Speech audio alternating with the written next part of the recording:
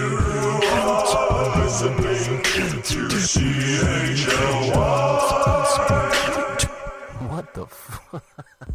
You are listening to 101.7 CHLY FM in Nanaimo. We are in the building with Eddie Vocals and Mr. ESQ. Mr. ESQ, how are you doing this evening? Hey, I'm doing all right, man. Thank you, everybody, for tuning in and being a part of this. This is my first interview in a long time, so let's do it.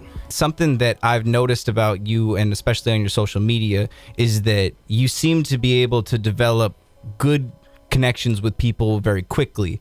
Like for example, on your Facebook page, you have 4.8 out of 5 stars. People leave review after review about you. They say you drive to their house to hand deliver tickets to shows. Absolutely. I mean, without the fans, they're the foundation of us. So without the fans, we really are just artists with a voice. If nobody's going to listen, then who are you? I want the fans to listen. I want to connect with them. I want to give them the same experience that I have. So I think it's important for me to reach out and put myself in a position where I'm available to talk to these fans. And has there been a fan, like in particular, that you can think of, an interaction that's just really stuck with you? Yeah, there's been situations. There's been many situations. A lot of people reached out to me when it pertained to a certain song of mine, saying how it really touched them and helped them get through a hard time. So really, that's what it's about for me. If people can listen to my music, learn from it, if it can help them in any situation to enlighten or positive make outcome for any situation, that's what it's about for me. I just want to help people through music. That's awesome. And obviously, social media is kind of a double-edged sword. It can help you, but it can also cut you if you're not careful. How do you deal with negativity and hate on social media and people just coming at you, talking out of the side of their neck? I kind of just ignore it, you know what I mean? I focus on the positives. With any sort of support network you have, anybody that appreciates you, you're always going to have people that don't appreciate you. So you got to take the bad with the good. And focusing on the positive, you and the other artists that you've been working with have been creating a lot of positives. You and Prada West have this brand new project, Day One's coming out. Tell me about Day One working on that project. What was that like? Day One's just dropped June 1st. 8 solid tracks that me and Prada sat down and really focused on to put together something that wasn't just one aspect of an artist. We wanted to reach different people. So every song, I think it can pertain to somebody completely different. Somebody can get something out of it that they wouldn't the first song to the second song to the third song. And we had a lot of features on that album. So it's bringing artists together, working together. Me and Prada go back 25 years. So when we called the album Day Ones, it's because we are day ones. Like, we were kids growing up. We hung out, we hustled together, we ran the streets, caused trouble, and I'm proud of him. Look what he's doing right now, and I'm trying to get to the platform he's at right now, and I only want to encourage him to just keep doing this thing.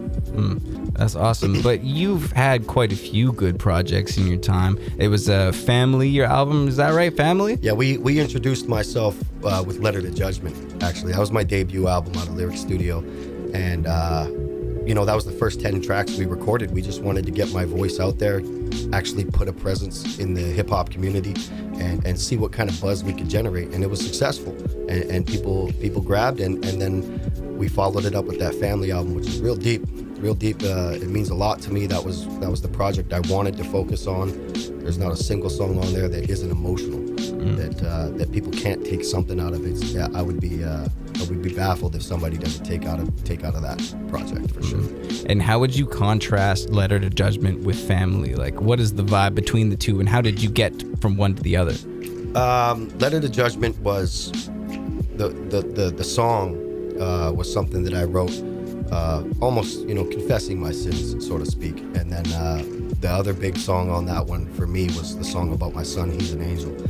My son passed away at birth when I was 18 years old, led me down, a path that I wouldn't wish on anybody. So I wanted that to get out there so people kind of knew what kind of person they were dealing with at first. That, like, okay, this guy's come from this. Let's see how he's grown since then. And in the album Family opens with Everything I Am. That's right, yeah.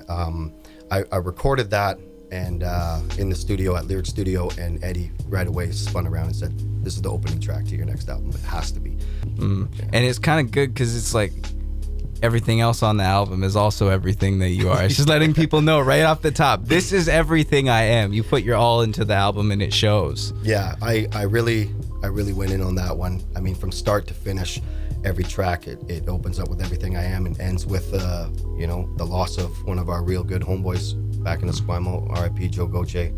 Shout out to YD from the north, his younger brother. But and a whole bunch of tracks in between. It's really something that it's not a skip over album. It's not something that you hear a song and you want to skip to the next one, skip to the next one sort of thing. It's you play it start to finish. That's what I like about it. Absolutely. And without further ado, we're going to play Everything I Am start to finish, and we'll be back with more Mr. ESQ here on the Kinetic Flow. That's right. One love.